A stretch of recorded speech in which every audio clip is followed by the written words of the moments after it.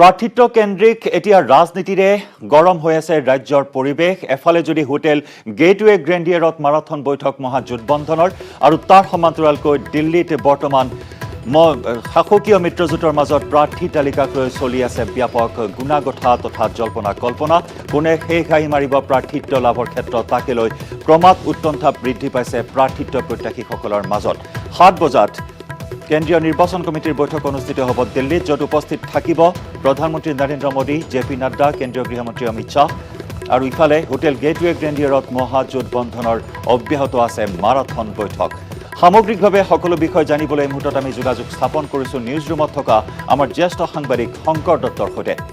শংকৰ, এফালে যদি চোৱা হয় হোটেল গেটৱে গ্ৰেণ্ডিয়াৰত বিৰোধী মহাজোটবন্ধনৰ মাৰাথন বৈঠক অব্যাহত আছে, আৰু আনফালে দিছপুৰৰ ৰাজনীতি যেন এতিয়া এক প্ৰকাৰ কেন্দ্ৰীভূত হৈ আছে দিল্লীত। ৰাজধানী দিল্লীও গৰম হৈ আছে প্ৰাৰ্থিত্ব কেন্দ্ৰিক ৰাজনীতিৰে। সামগ্ৰিকভাৱে কি খবৰ আছে এই মুহূৰ্তত আপোনাৰ হাতত? কিমান সময়ত চূড়ান্ত প্ৰাৰ্থী তালিকা কোনটো দলে প্ৰকাশ কৰাৰ সম্ভাৱনা আছে?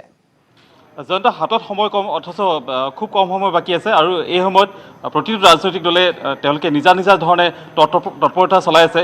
আৰু কিন্তু এই পৰ্যন্ত আসন চূড়ান্ত হোৱা নাই, যিহেতু এইবাৰ মহাজোঁটে এটা চলাইছে আৰু মিত্ৰজোঁট কেন্দ্ৰিক এবাৰ নিৰ্বাচন অনুষ্ঠিত হ'ব। গতিকে প্ৰতিটো মিত্ৰ দলৰ মাজতে আসন বুজাপৰাক লৈ আলোচনা অব্যাহত আছে। বিজেপি আৰু অগপৰ আসন বুজাবুজিক লৈ কি ধৰণৰ তেওঁলোকৰ মাজত আলোচনা চলিছে সেই সন্দৰ্ভত আমাক আপডেট দিব আমাৰ জ্যেষ্ঠ সাংবাদিক নৱজিৎ ভাগৱতীয়ে। অগপৰ বিজেপিৰ যি আসন কেন্দ্ৰিক বুজাবুজি এতিয়াও সম্পূৰ্ণ হোৱা নাই, কিয়নো তাত তেওঁলোকে আজি দিল্লীত আলোচনা হৈ আছে। দিল্লীত কিছু সময় পিছত 7 বজাৰ পৰা বিজেপিৰ নিৰ্বাচন কমিটিৰ বৈঠক অনুষ্ঠিত হ'ব, আৰু সেই বৈঠকত সকলো সিদ্ধান্ত গ্ৰহণ কৰা হ'ব। ইয়াৰ পূৰ্বে কেইবালানিও বৈঠক অনুষ্ঠিত হয় অগপৰ লগত, অগপ আৰু বিজেপিৰ নেতৃত্বৰ মাজত, কিন্তু সেই বৈঠকত চূড়ান্ত সিদ্ধান্ত এতিয়াও হোৱা নাই, কিয়নো কেইখনমান আসনক লৈ অগপ এতিয়াও সন্তুষ্ট নহয়। বিজেপিয়ে বিচাৰিছে যে অগপৰ দখল কৰি থকা, অৰ্থাৎ অগপৰ 14টা সমষ্টিৰ যি আসনত তেওঁলোকৰ বিধায়ক আছে তাৰ 5টা সমষ্টি বিজেপিয়ে বিচাৰিছে। আৰু বিজেপিৰ সেই 5টা সমষ্টিৰ ভিতৰত কমলপুৰ আৰু লখিমপুৰ সমষ্টিক লৈ এতিয়াও মতানৈক্য অব্যাহত আছে। অগপই এৰি দিব খোজা নাই আৰু বিজেপিয়েও অগপক এৰি দিব খোজা নাই, সেইটোক লৈ সংঘাত অব্যাহত আছে। তাৰ উপৰি বৰহমপুৰ সমষ্টিৰ বিনিময়ত বৰহমপুৰ সমষ্টি এইবাৰ অগপই বিজেপিক এৰি দিছে, আৰু তাৰ বিনিময়ত ৰহা আৰু চামগুৰি সমষ্টি দুটা এইবাৰ অগপক এৰি দিব বিজেপিয়ে। ঠিক তেনেধৰণে চাবুৱা সমষ্টিৰ নাহৰকটীয়া সমষ্টিৰ ক্ষেত্ৰত যি এটা সংঘাত চলি আছিল, নাহৰকটীয়াৰ বিপৰীতে অগপই বিচাৰিছে চাবুৱাক লৈও এতিয়াও যি তেওঁলোকৰ আলোচনা সম্পূৰ্ণ সমাধান হোৱা নাই। চাবুৱাক লৈ এটা অনিশ্চয়তা অব্যাহত আছে, আৰু যদি চাবুৱা সমষ্টিটো অগপক এৰি দিয়ে, অগপৰ পনাকণ বৰুৱাই তাত প্ৰাৰ্থিত্ব পোৱাৰ সম্ভাৱনা আছে। কিন্তু তেনেস্থলত বিজেপিৰ যি বিধায়ক আছে, বিজেপিৰ বিধায়ক বিনোদ হাজৰিকা, তেওঁ হয়তো লাহোৱালৈ স্থানান্তৰ হ'ব পাৰে। তেতিয়া লাহোৱালৰ বিধায়ক ঋতুপৰ্ণ বৰুৱাই হয়তো টিকট নাপাব পাৰে। এনেকুৱা সম্ভাৱনা আৰু অনিশ্চয়তা চলি আছে। তাৰ মাজতে অগপৰ নেতৃত্ব আজি অহাৰ কথা আছিল, অগপৰ নেতৃত্ব বিধায়ক আলোচনা সামৰি, কিন্তু আজি হয়তো তেওঁলোক গুৱাহাটীলৈ উভতি আহিব নোৱাৰিব, কিয়নো আজি নিশাটো তাত থাকিব। তাত থাকি তেওঁলোকে আকৌ নিশ্চয় হ'ব, আলোচনা বিলোচনা হয়তো আকৌ হ'ব পাৰে, বা কেন্দ্ৰীয় নিৰ্বাচন কমিটিয়ে বিজেপিৰ কেন্দ্ৰীয় নিৰ্বাচন কমিটিয়ে কি সিদ্ধান্ত গ্ৰহণ কৰে তালৈ অগপই নিশ্চয় লক্ষ্য ৰাখিব। তাৰপিছত হয়তো অগপই আকৌ জে.পি. নাড্ডা বা অমিত শ্বাহৰ বৈঠকত বহিব পাৰে, কিয়নো এটাই ইংগিত দিছে যে সাংসদ দিলীপ শইকীয়া তথা বিজেপিৰ ৰাষ্ট্ৰীয় সাধাৰণ সম্পাদক দিলীপ শইকীয়াই এটা কথা কৈছে যে কাইলৈহে অগপ আৰু বিজেপিৰ মাজত যি আসন বুজাবুজি তাৰ চূড়ান্ত সমাধান হ'ব পাৰে।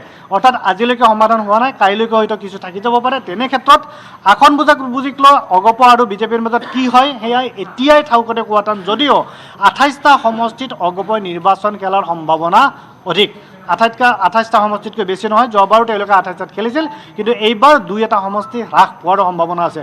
কিন্তু যদিহে অগপই এই সমষ্টিসমূহ বিজেপিয়ে বিচৰা সমষ্টিসমূহ এৰি দিয়ে, তেতিয়াহ'লে চিপাঝাৰকে ধৰি আন কেইবাটাও সমষ্টি এৰি দিব পাৰে। চিপাঝাৰ আছে, হাজো আছে, এনেকুৱা সমষ্টি আছে। আৰু চিপাঝাৰ সমষ্টিটো এৰি দিব খোজা নাই বিজেপিৰ সাংসদ দিলীপ শইকীয়া আজি প্ৰতিনিধিত্ব কৰি আছে সাংসদ হিচাপে মঙলদৈ সংসদীয় সমষ্টিৰ অধীনত পৰে চিপাঝাৰ, আৰু সেই চিপাঝাৰ সমষ্টিটো এৰি দিব খোজা নাই দিলীপ শইকীয়াই। আৰু কাৰণ চিপাঝাৰ সমষ্টিটোত ইতিমধ্যে বিজেপিৰ বিধায়ক আছে, তাত হয়তো অগপই বিচাৰি আছে বাৰে বাৰে যে চিপাঝাৰটো এৰি দিব লাগে। ঠিক এনেধৰণৰ নিশ্চয় হৈ চলি আছে। কাইলৈৰ ভিতৰত হয়তো কিবা এটা নিশ্চয় হ'ব পাৰে, আৰু বিজেপিৰ তালিকা প্ৰথমখন যি তালিকা হ'ব হয়তো কাইলৈহে নিশ্চিতভাৱে প্ৰকাশ পাব। কিন্তু আজিৰ নিশাৰ ভিতৰত প্ৰকাশ পোৱাৰ সম্ভাৱনা খুব ক্ষীণ, যিহেতু আলোচনা বিলোচনা হৈ আছে আৰু নিৰ্বাচন কমিটিৰ বৈঠক আছে। বৈঠকত চূড়ান্ত হ'লেও কাইলৈহে হয়তো তাৰ প্ৰকাশ পোৱাৰ সম্ভাৱনা আছে। আলোচনাৰ আমি প্ৰতিটো খবৰ আমি নিউজ 18ৰ যোগেদি দৰ্শকক জনাই যাম। আটাইতকৈ নগাঁও জিলাৰ দুটা গুৰুত্বপূৰ্ণ সমষ্টি হৈছে, এটা হ'ল বৰহমপুৰ আৰু এটা হ'ল বটদ্ৰৱা। বৰহমপুৰ সমষ্টিৰ কথা ইতিমধ্যে উল্লেখ হৈছে। প্ৰফুল্ল মহন্ত নিৰ্বাচনত ভাগ ল'ব নে নলয়, আৰু যিহেতু এটা অগপৰ এটা প্ৰগতিশীল দলে ভুমুকি মাৰিছে, গতিকে প্ৰগতিশীল দলটোৰ হৈ মহন্তই অৱতীৰ্ণ হ'ব নেকি, এনেকুৱা ধৰণৰ কথাও ইতিমধ্যে আমাৰ হাতত আহি পৰিছে। আৰু এটা বটদ্ৰৱা সমষ্টি, বটদ্ৰৱা সমষ্টিত আঙুৰলতাই প্ৰাৰ্থিত্ব পাবনে নাপায়, বা তেওঁক লৈ যিটো বটদ্ৰৱা সমষ্টিৰ সমীকৰণ, তাত আঙুৰলতাৰ ক্ষেত্ৰত কি ধৰণৰ চিন্তা চৰ্চা কৰে বিজেপিয়ে, সেইটো হয়তো কাইলৈ প্ৰাৰ্থী তালিকা ঘোষণা হ'লে আমি জানিব পাৰিম। কিন্তু বটদ্ৰৱা সমষ্টিত কংগ্ৰেছে এগৰাকী মহিলাক তেওঁলোকে থিয় কৰাৰ এটা সিদ্ধান্ত গ্ৰহণ কৰিছে বুলি আমাৰ হাতত আহি তথ্য পৰিছে। ইয়াৰ উপৰি আৰু কংগ্ৰেছে বহুকেইখন নতুন মুখ দিয়াৰ সম্ভাৱনা আছে। কংগ্ৰেছে মহাজোঁটৰ সৈতে কি ধৰণৰ আসন বুজাবুজি কৰিছে, সেই সন্দৰ্ভত আমাক জ্যেষ্ঠ সাংবাদিক অসীম বৰাই আমাক জনাব। আপোনাৰ হাতত কি আপডেট আছে? হয় শংকৰ, এতিয়ালৈকে আমাৰ হাতত যিখিনি তথ্য আহিছে যে তেওঁলোকৰ বৈঠক চলি আছে, ইখন হোটেলৰ পিছত সিখন হোটেলত ভাগে ভাগে আলোচনা কৰিছে, আৰু ইতিমধ্যে স্ক্ৰিনিং কমিটিৰ মিটিং হৈ গৈছে।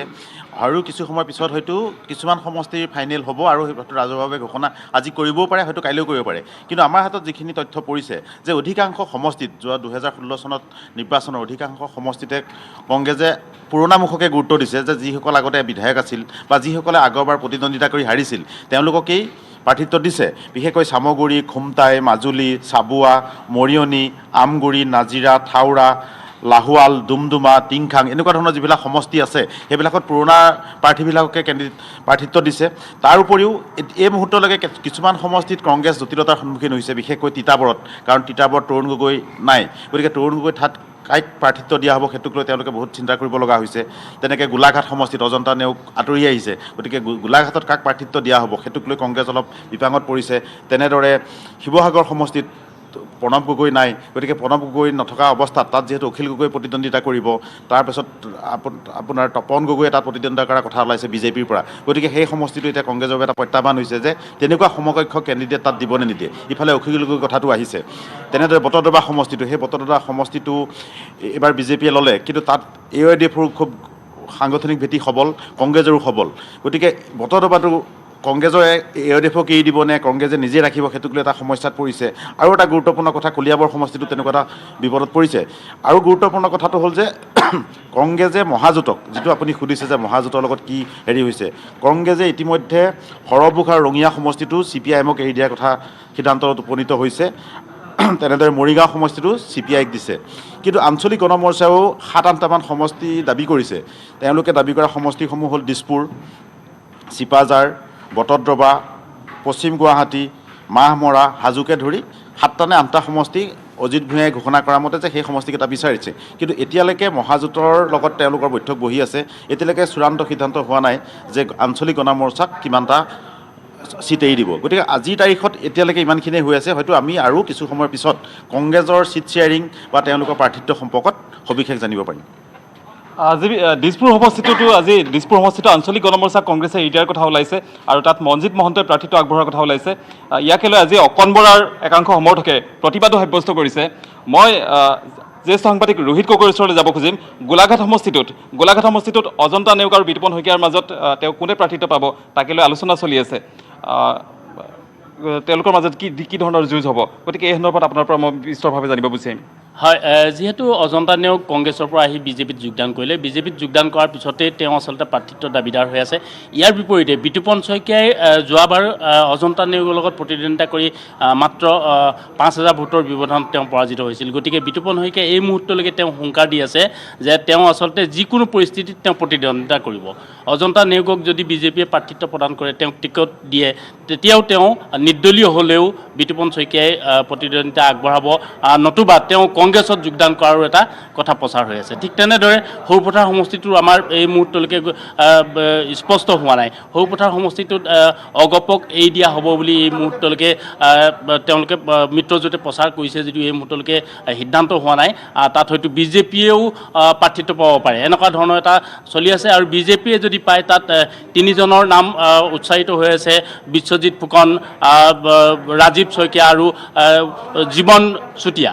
এই 3জনৰ কোনোবা এজনে বিজেপি যদি হয় প্ৰাৰ্থিত্ব পাব পাৰে, নতুবা অগপক যদি প্ৰাৰ্থিত্বটো প্ৰদান কৰা হয়, সেই সমষ্টিটো যদি অগপক প্ৰদান কৰা হয়, তেতিয়া হয়তো এনেকুৱা এটা প্ৰচাৰ চলি আছে যে বিনোদ গোৱালাৰ পৰিৱৰ্তে এই 3জন নতুন মুখৰ কোনোবা এজনক হয়তো একে নিশাৰ ভিতৰতে তেওঁলোকক আচলতে অগপলৈ লৈ আনি তেওঁলোকক প্ৰাৰ্থিত্ব প্ৰদান কৰিব, এনে এক প্ৰচাৰো চলি আছে। এই গোলাঘাট আৰু সৰুপথাৰ সমষ্টি দুটাই এই মুহূৰ্তলৈকে কোনো ধৰণৰ স্পষ্ট হোৱা নাই। প্ৰাৰ্থিত্বকেন্দ্ৰিক সংঘাত ইতিমধ্যে চলি আছে। হয় জয়ন্ত, স্পষ্ট এতিয়াও হোৱা নাই আৰু স্পষ্ট ছবিখন আহি পাবলৈ আমাৰ হাতত আৰু কিছু সময় লাগিব। আৰু আমি নিউজ 18 দৰ্শকক আমি জনাই যাম প্ৰতি মুহূৰ্তৰ ৰাজনৈতিক আপডেট। শংকৰ, আমি প্ৰতি মুহূৰ্তৰ আপডেট জনাই যাম আৰু এইখিনি মুহূৰ্তত আপোনাৰ লগতে আমাৰ জ্যেষ্ঠ সাংবাদিক ৰোহিত গগৈ, অসীম কুমাৰ বৰা আৰু সমান্তৰালকৈ নৱজিৎ ভাগৱতীক আমি ধন্যবাদ জ্ঞাপন কৰিছোঁ। আৰু প্ৰতি মুহূৰ্তৰ আপডেট আমি নিউজ 18 অসম নৰ্থ ইষ্টৰ দৰ্শকসকললৈ আগবঢ়াই যাম। এতিয়াও কিছু সময় প্ৰয়োজন হ'ব চূড়ান্ত তালিকা প্ৰকাশ পাবলৈ, যিহেতু এতিয়াও কিছু সমস্যা আছে, কিছু সমস্যাৰ সমাধান সূত্ৰ এতিয়াও উলিয়াব পৰা নাই। সেয়া লাগিলে বিৰোধী মহাজোঁটবন্ধনে হওক বা শাসকীয় মিত্ৰজোঁটে হওক, এফালে দিল্লীত ৰুদ্ধদ্বাৰ বৈঠক আৰু আনফালে হোটেল গেটৱে গ্ৰেণ্ডিয়েৰত ৰুদ্ধদ্বাৰ বৈঠকত মিলিত হৈছে। গতিকে কিমান সময়ত এই প্ৰাৰ্থী তালিকা প্ৰকাশ পাব তাৰ বাবে অপেক্ষা কৰিব লাগিব সকলোৱে। প্ৰাইম টাইম 18ৰ শেষ অংশলৈ যোৱাৰ পূৰ্বে লৈছোঁ আন এটি বাণিজ্যিক বিৰতি। সমষ্টিয়ে এতিয়া টিকট কেন্দ্ৰিক সংঘাত। ক'ৰবাত যদি অগপ বিজেপিৰ মাজত সংঘাত, আন ক'ৰবাত দলৰ ভিতৰতে কণ্ডল। টিকট ঘোষণাৰ পূৰ্বে শোণিতপুৰৰ ঢেকীয়াজুলি বিজেপিৰ তীব্ৰ খহনীয়া, আনহাতে বৰ্তমানৰ বিধায়ক অশোক সিংঘালৰ বিৰুদ্ধে ক্ষোভ প্ৰকাশ কৰিছে একাংশ তৃণমূল কৰ্মীয়ে। সমষ্টিয়ে টিকট কেন্দ্ৰিক সংঘাত। ক'ৰবাত যদি অগপ বিজেপিৰ সংঘাত, আন ক'ৰবাত দলৰ ভিতৰতেই কণ্ডল। টিকট ঘোষণাৰ পূৰ্বে শোণিতপুৰৰ ঢেকীয়াজুলি বিজেপিত খহনীয়া। বৰ্তমানৰ বিধায়ক অশোক সিংঘালৰ বিৰুদ্ধে ক্ষোভ তৃণমূল কৰ্মীৰ। এইবাৰো ঢেকীয়াজুলিত বিধায়কগৰাকীয়ে টিকট পাব বুলি খবৰ ওলোৱাৰ পাছতে দুখন পঞ্চায়তত দল ত্যাগৰ জোৱাৰ।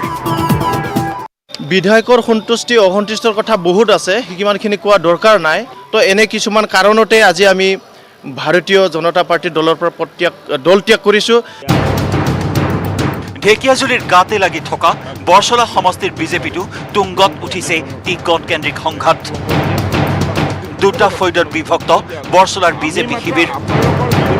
টিকটৰ যুঁজত সবুজ সমৰত কিশোৰ উপাধ্যায় ফৈদ আৰু গণেশ লিম্বু ফৈদ। গণেশ লিম্বুৰ সমৰ্থনত বৰচলা আৰু বিহগুৰি মণ্ডলৰ সভাপতিয়ে সম্বোধন কৰিলে সংবাদমেল। অপ্ৰাসংগিক নকৰিবলগীয়া কাৰ্য কিছুমান লিডাৰে কৰি দলটোত ক্ষতি কৰাৰ পৰিলক্ষিত হৈছে। যে যিসকল ব্যক্তিয়ে 16 চনতো বিভ্ৰান্তিকৰ পৰিৱেশ সৃষ্টি কৰি ভাৰতীয় জনতা পাৰ্টীৰ বৰচলা সমষ্টিত সমস্যা সৃষ্টি কৰিব বিচাৰিছিল, আজিও পুনৰ বৰচলা সমষ্টি টিকট চূড়ান্ত হোৱাৰ আগমুহূৰ্তত সেই একে পৰিৱেশ সৃষ্টি কৰিছে। প্ৰাৰ্থিত্ব ঘোষণাৰ পূৰ্বেই উত্তৰ অসমৰ নাওবৈচাতো বিজেপি কৰ্মীৰ মুকলি বিদ্ৰোহ। কোনো কাৰণতেই অগপক নাওবৈচা এৰি নিদিয়াৰ হুংকাৰ তৃণমূল বিজেপিৰ। সমষ্টিত বিজেপি প্ৰাৰ্থী প্ৰক্ষেপ কৰাৰ দাবীত বিজেপি কাৰ্যালয়ৰ সন্মুখতে স্থানীয় নেতা কৰ্মীৰ প্ৰতিবাদ।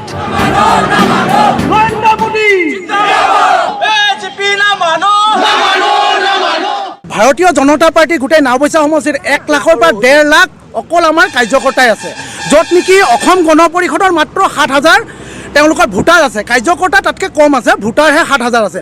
সেই পৰিপ্ৰেক্ষিততো যদি ৰাজ্যিক নেতৃত্ববৃন্দ আৰু কেন্দ্ৰীয় নেতৃবৃন্দই যদি কিবা কাৰণবশতঃ আমাৰ নাওবৈচা সমষ্টিটোত ভাৰতীয় জনতা পাৰ্টীক টিকেট নিদি অসম গণ পৰিষদক দিয়ে, তেতিয়াহ'লে আমি কোনো কাৰণতে সেই কথাটো আজি মানি নলওঁ।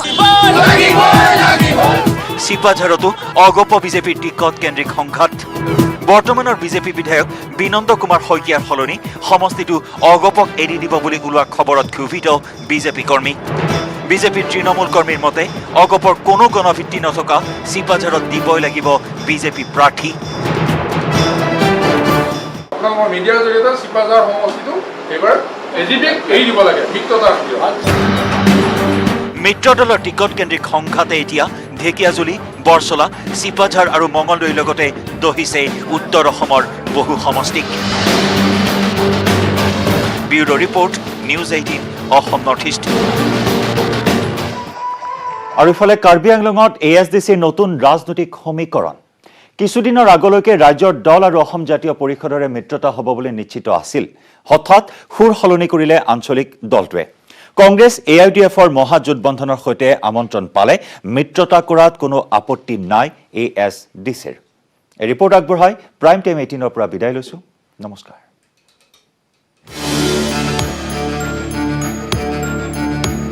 মিত্ৰতাৰ অংকত নতুন সমীকৰণ। ৰং হলেছে কাৰ্বি ভূমিৰ আঞ্চলিক দল ASDSে। কিছুদিন আগলৈকে কাৰ্বি পাহাৰৰ আঞ্চলিক দল ASDSে ৰাইজৰ দল আৰু অসম জাতীয় পৰিষদে মিত্ৰতা হ'ব বুলি ৰাজহুৱাকৈ ঘোষণা কৰিছিল। কিন্তু সুৰ সলনি কৰি এতিয়া আঞ্চলিক দলটোৰ ঘোষণা কংগ্ৰেছ AIUDFৰ মহাজোটবন্ধনৰ সৈতে আমন্ত্ৰণ পালে মিত্ৰতা কৰাত আপত্তি নাই। আজি কংগ্ৰেছৰ লগত আমি যদি থাকোঁ তেনেহ'লে জিকাৰ পিছত কিন্তু বিজেপিৰ লগত যোৱাৰ কোনো অসম্ভৱ তেনেকুৱাও দেখা নাই।